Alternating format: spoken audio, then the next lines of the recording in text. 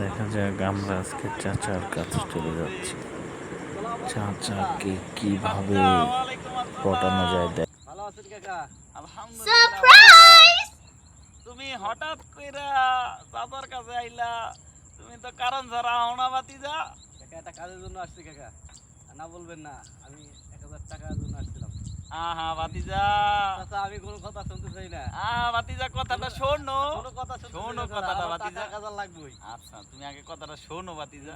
টাকা তোমার 1000 লাগবে বাতিজা, তোমার 1000 দিমু। তুমি এইটার লেগে তুমি মানে চাচার কাছে আইছো বাতিজা, তুমি আসলে তুমি বাতিজা 1000 টাকা নিবা, এটা কোনো ঘটনা হইলো? তুমি বাতিজা মানুষ, এদিকে আসো। তুমি নিবা বাতিজা, তোমার যখন যা লাগে চাচার কাছে আইবা, ঠিক আছে? চাচাই সব সময় আছে, ঠিক আছে? ঠিক আছে বাতিজা, আল্লাহ হাফেজ, যাও ঘুরো, আনন্দ করো, ঠিক আছে?